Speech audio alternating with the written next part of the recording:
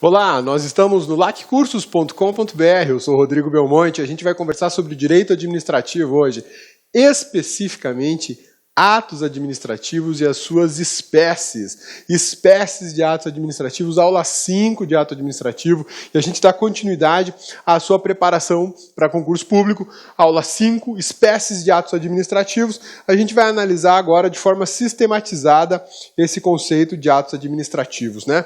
Belezinha? Vamos lá, olha só que bacana.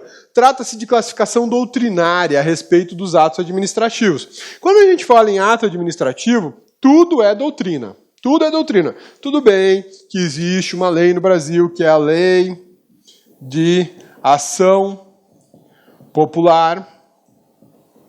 E essa lei fala muito dos atos administrativos, fala dos requisitos do ato, da nulidade, do aproveitamento e tal. Nós também temos a lei do processo administrativo, que fala da convalidação de atos administrativos, da recuperação de atos administrativos, mas de toda forma, a parte essencial dos atos administrativos está aqui, é doutrina. E aí a gente tem essa classificação de espécies de atos administrativos e nós vamos trabalhar agora com ela. Olha só, nós temos um ato administrativo normativo, um ato administrativo ordinatório ou ordinário, um ato administrativo negocial, uma classificação de atos administrativos como enunciativos e os punitivos.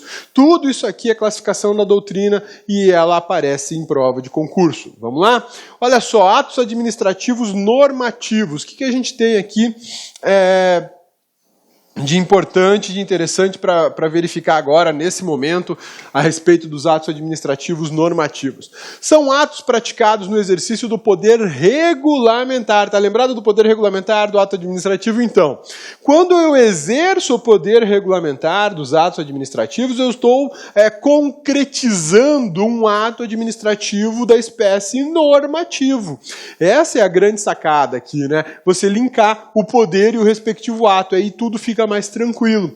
Via de regra, estão à disposição dos chefes das instituições, por exemplo, presidentes, superintendentes, ministros, secretários, eles exercem o poder regulamentar dentro da administração pública. Portanto, eles podem fazer o exercício do poder regulamentar justamente fazendo uso de um ato administrativo normativo. O ato administrativo normativo é um ato de regulamentação ou de regulação. Existe diferença nas duas palavrinhas, né? Regulação é uma referência expressa às agências reguladoras, ao passo que regulamentação, você está falando aí da regulamentação administrativa feita, por exemplo, por uma Secretaria Municipal de Cultura, né? Quanto a isso, a gente tem que saber essas diferenças, porque em prova tudo pode acontecer, né?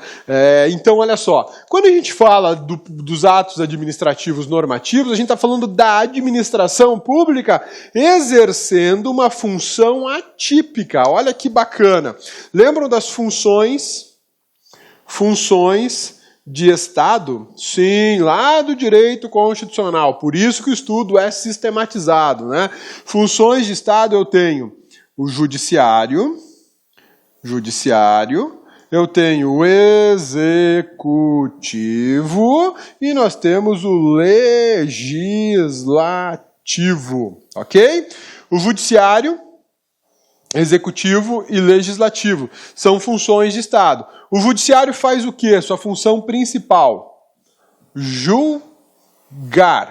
O executivo faz o quê? Sua função principal? Executar, você pode colocar administrar também, né? Administrar, maravilha. E o legislativo, faz o que o legislativo? Legislar, belezinha? Sussa, tranquilos? Agora, essas funções aqui são funções típicas, né? Funções típicas, funções principais de cada poder. O judiciário tem uma função atípica, administrar.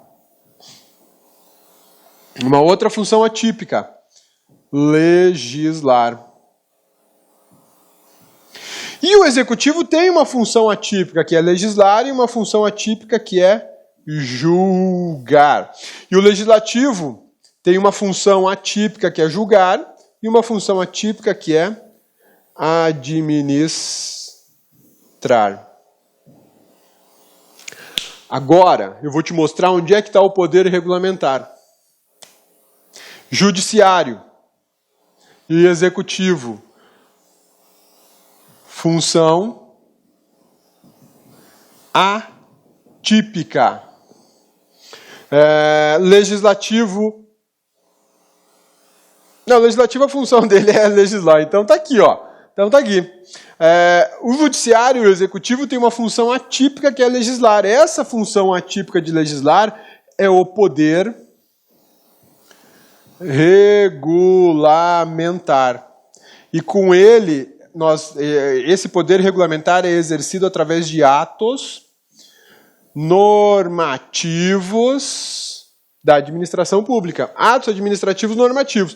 Pô, e o legislativo não exerce o poder regulamentar? Exerce, mas está dentro da função típica dele. Aqui ele consegue regulamentar. Na verdade, não. Na verdade, não é aqui. Deixa eu fazer uma correção. O legislativo vai exercer o poder regulamentar dele aqui, ó, na função administrativa dele. Aqui ele exerce o poder regulamentar. Por quê? Porque aqui ele está praticando ato administrativo. E aqui, como legislar, ele pratica ato legislativo. Tá? Ele não pratica ato administrativo, são atos legislativos. Como aqui eu tenho atos judiciais e aqui eu tenho atos do executivo. Tá? Então, as funções de Estado que a gente estuda lá no artigo 2º da Constituição Federal de 1988 tem uma repercussão enorme dentro do direito administrativo. Eu fundamento o poder regulamentar da administração justamente aqui, nas funções típicas e atípicas de Estado. Tá vendo? Tem que estudar as duas matérias, não dá para você pensar numa só. E quando a gente analisa, por exemplo, espécies de atos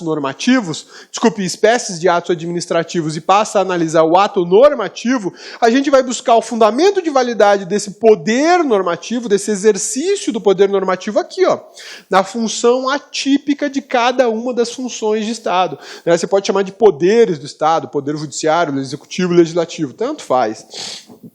Mas a gente acabou de identificar fisicamente, digamos assim, o endereço do fundamento do poder normativo e, respectivamente, dos atos administrativos normativos. Belezinha? Sussa? Tranquilos? Então vamos lá. Vamos lá que a gente vai fazer ainda mais coisas nessa aula de hoje, vai conversar mais sobre assuntos bem interessantes e desossar essa situação de atos normativos, né? Olha só que bacana esse aqui, ó. São atos com determinações gerais. Ou seja, regras gerais, né? Não se dirigem especificamente a uma pessoa, mas a pessoas indeterminadas, porque essa é uma característica da norma. A norma, segundo a Lei de Introdução ao Código Civil, sim, a Lei de Introdução ao Código Civil, ela se aplica inclusive em outros ramos do direito, além do direito civil. A Lei de Introdução ao Código Civil, ela traz para nós características sobre a normatividade. E uma das características é o fato de que a lei tem que ser genérica, tem que ser geral, para pessoas indeterminadas, porque senão eu não tenho na lei uma característica dela que é a universalidade. E a universalidade é extremamente importante para a legislação. Se para a legislação a universalidade é extremamente importante, porque faz parte da ideia de normatizar, de fazer normas, eu preciso entender que para regulamentar por meio de atos administrativos, eu também preciso necessariamente de produzir atos administrativos normativos universais, gerais, de imposição para todos. Eu não posso fazer um ato normativo para uma pessoa especificamente.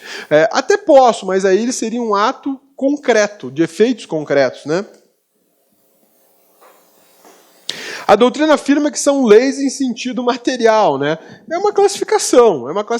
Por que lei em sentido material? Porque você está materializando uma previsão legal pelo ato administrativo normativo, né? A finalidade não é simplesmente repetir o que se encontra enunciado na lei, mas garantir a execução da lei. Isso aqui é muito bacana, né? Você garantir a execução da lei, você tem um ato administrativo regulamentar que vai dar fiel cumprimento à lei. Porque o que acontece no direito? Olá, meus amigos, minhas amigas, gostou dessa videoaula? Você quer continuar assistindo essa videoaula? Aliás, você quer fazer o nosso super curso, o curso completaço e atualizado para a Polícia Civil do Estado do Pará? Então acesse o nosso site, lacconcurso.com.br. O investimento é apenas 10 mensalidades de R$30, ou seja, R$1 por dia, 100 dias de acesso. Durante esse período, você vai poder assistir quantas vezes quiser, na hora que desejar, tá certo? Você vai ter ainda um apoio pedagógico, um estudo em regime de meta chamado de Personal Coach. Personal significa pessoal e coach significa treinador, tá certo? Já ia esquecendo. Você quer esse material de apoio que você acabou de assistir? Então, clica aqui embaixo do YouTube, aqui, tem um link do site, você clica, vai ser direcionado por lá com cursos, você faz um cadastrozinho e você terá direito a esse material de apoio a custo zero para você. Tá certo, meus amigos? Espero você, venha estudar conosco na nossa escola aqui, que eu tenho certeza que é o melhor custo-benefício da internet. Você vai surpreender conosco. Um forte abraço, fique com Deus. Tchau, tchau. Clique lá.